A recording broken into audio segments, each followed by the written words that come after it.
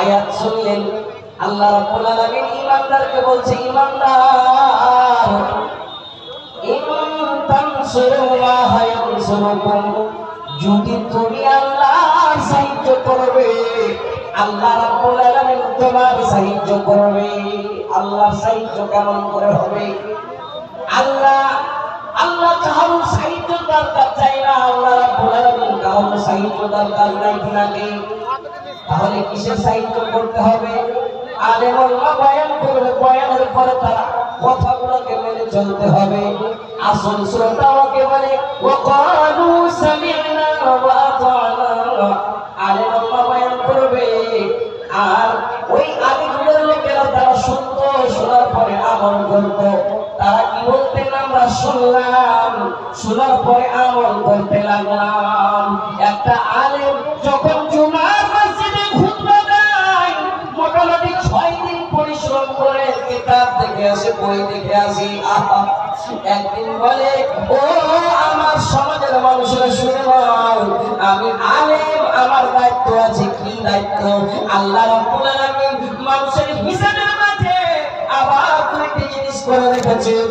তুমি যদি নেক কাম করেছো তাহলে জান্নাতে, তোমার ভিতরে যদি গুনাহের কাম আছে, গুনাহ করেছো তাহলে তুমি জাহান্নামী। আলেম বলছে আনফুসাকুম ওয়া আহলিকুম নারা, বেঁচে দাও, বাঁচিয়ে দাও, বাঁচিয়ে দাও, নিজের নফসকে বাঁচাও, নিজের আত্মীয় স্বজনকে বাঁচাও। কোথায় থেকে জাহান্নামের আগুন থেকে বাঁচিয়ে নাও, জাহান্নামের আগুন থেকে বাঁচিয়ে নাও। বাবু ভাইজানেরা আমার, যতক্ষণ খুতবা শুনি, যতক্ষণ ওয়াজ শুনি, ততক্ষণ ওয়াজ শুনছি, শোনার পরে আমল নাই, আমরা কেন মানি না? যদি কোরআন হাদিস না মানি জীবনে কি হবে গমির তোর পারে? যদি কোরআন হাদিস না মানি জীবনে